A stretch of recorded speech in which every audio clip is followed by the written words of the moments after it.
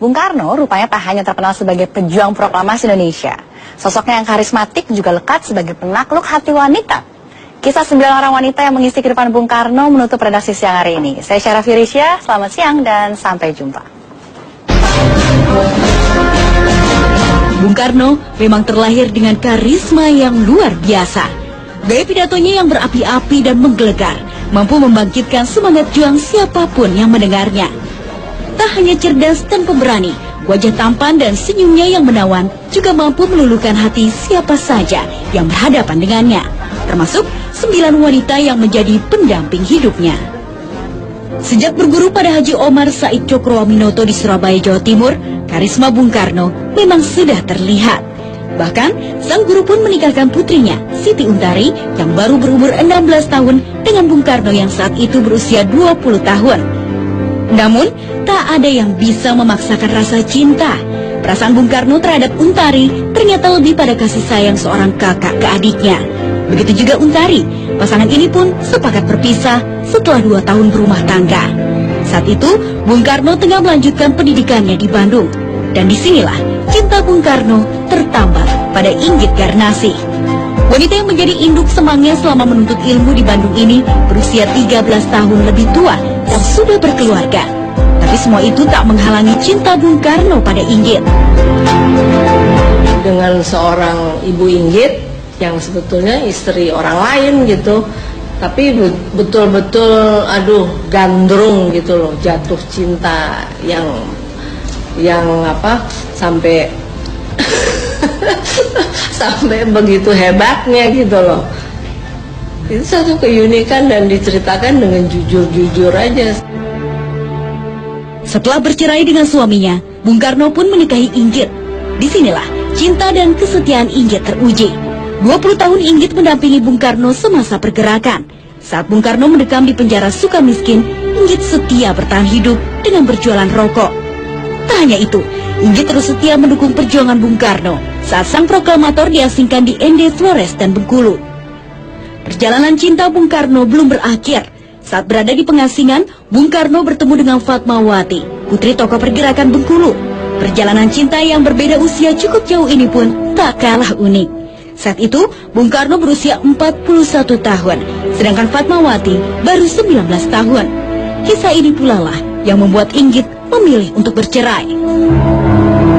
Jadi kalau terhadap wanita-wanita yang beliau menaruh hati gitu ya, pasti he is very gentle and sweet gitu. Bung Karno menikahi Fatmawati 2 tahun sebelum Indonesia merdeka.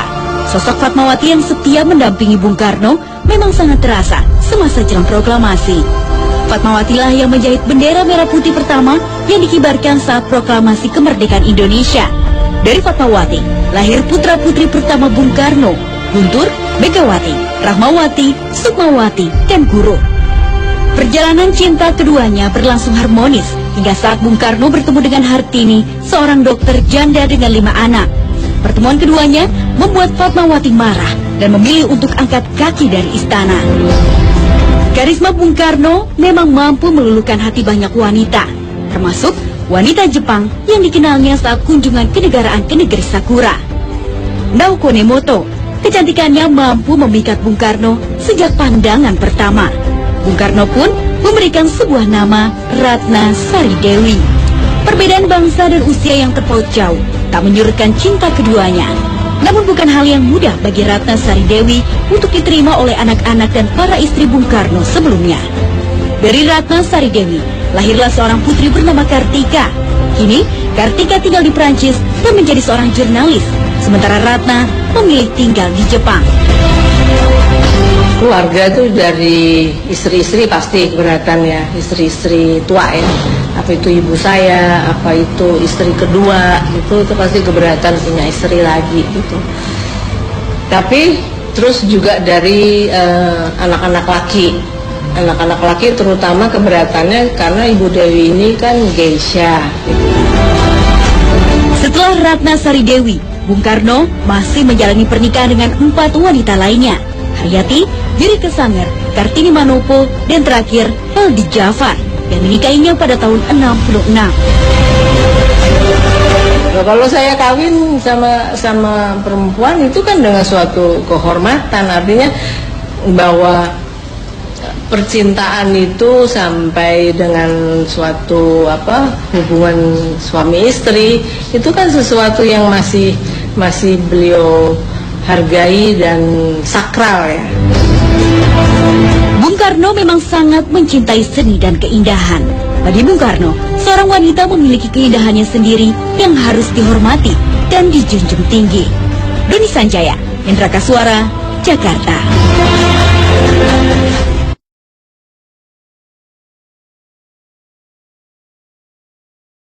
Saya sekarang tidak terutama sekali berbicara sebagai presiden mandataris, tidak sebagai presiden perdana menteri, tidak sebagai presiden panglima tertinggi.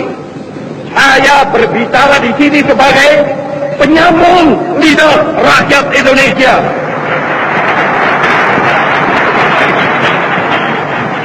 Saya berbicara di sini sebagai presiden pemimpin besar revolusi Indonesia. Ayo bangsa Indonesia dengan jiwa yang berseri-seri, mari berjalan terus, jangan berhenti. Revolusimu belum selesai, jangan berhenti.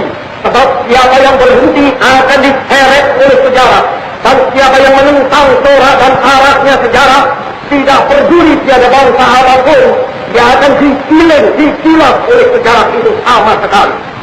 Kalau pihak Belanda menentangnya dengan misalnya tetap tidak mau menyudahi kolonialisme di Indian Barat, satu hari akan datang, entah besok entah lusa, yang dia pasti digiling-gilas oleh sejarah. Mau hidup harus makan, yang dimakan hasil kerja. Jika tidak bekerja, tidak makan. Jika tidak makan, pasti mati. Inilah undang-undangnya dunia. Inilah undang-undangnya hidup. Mau tidak mau, semua makhluk harus menerima undang-undang ini. Terimalah undang-undang itu dengan jiwa yang besar dan merdeka. Jiwa yang tidak menengada, melainkan kepada Tuhan. Sebab kita tidak bertujuan bernegara hanya satu windu saja. Kita bertujuan bernegara 1000 windu lamanya. Bernegara buat lama-lamanya. Terbasuki mobil. Sekali merdeka, tetap merdeka. Merdeka, merdeka buat lama-lamanya. Saya berkata, mencitir Gandhi. Gandhi berkata, my nationalism is humanity. Itu kata Gandhi. Nasionalismeku adalah peri kemanusiaan. Yes sir, my nationalism is also humanity.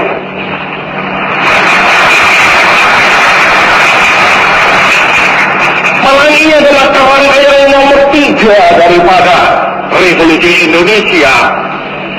Malang ini adalah unsur ketiga daripada Pancasila.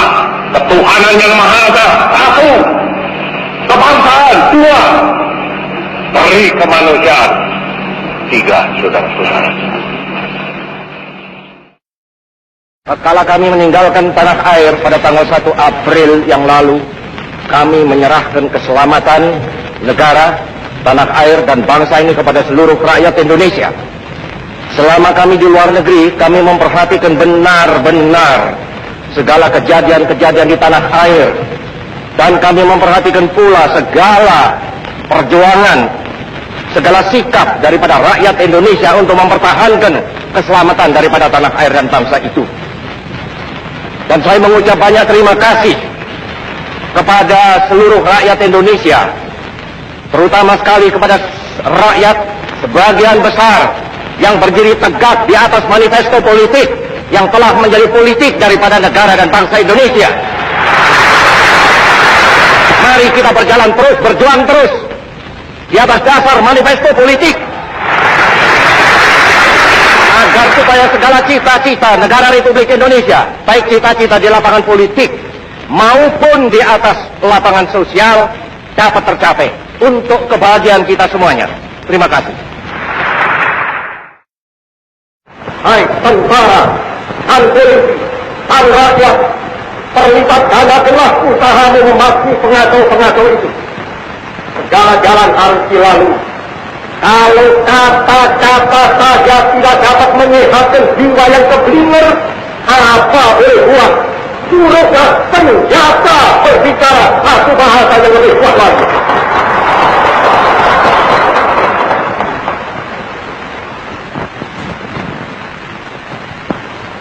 Padahal angkatan perang tidak boleh ikut-ikut politik. Tidak boleh diombang-ambingkan oleh sesuatu politik. Angkatan perang harus berjiwa, ya berjiwa, berhati-hati berjiwa, berkobar-kobar berjiwa. Tapi dia tidak boleh ikut-ikut politik. Surat perintah 11 Maret itu mula-mula, dan memang sejurus waktu, membuat mereka bertampik sorak-sorai kesenangan. Dikiranya SP 11 Maret adalah satu penyerahan pemerintahan. Dikiranya SP 11 Maret itu satu transfer of sovereignty, of authority. Padahal tidak. SP 11 Maret adalah satu perintah pengamanan. Pengamanan jalannya ini pemerintahan. Demikian kataku pada waktu melantik kabinet. Kecuali itu, juga perintah pengamanan keselamatan pribadi Presiden. Perintah pengamanan wibawa Presiden. Perintah pengamanan ajaran Presiden. Perintah pengamanan beberapa hal. Kita adalah satu bangsa yang menghadapi beberapa challenge sebagai yang sudah sering ceritakan kepada mahasiswa-mahasiswa. Tetapi dalam pada menghadapi beberapa challenge itu tadi, tantangan, baik tantangan internasional maupun tantangan nasional maupun tantangan pribadi. Internasional kata itu ialah international cooperation atau total destruction, global social justice atau eksploitasi dalam parlem nasional, tetap setia kepada proklamasi Negara Kesatuan Republik Indonesia 17 Agustus 45 atau tidak?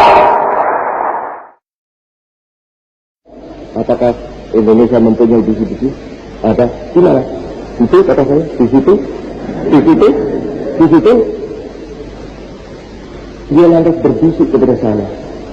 Apakah yang mulia sebut tidak sebutkan satu tempat yang lebih kaya lagi.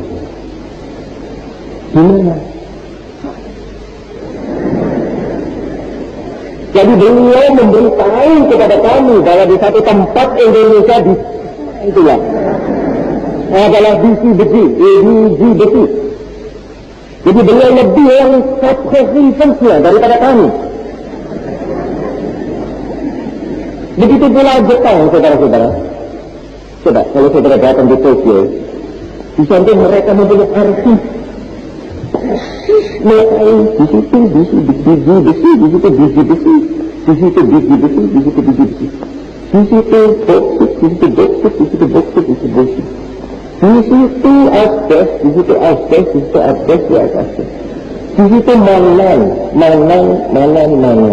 Di situ makan.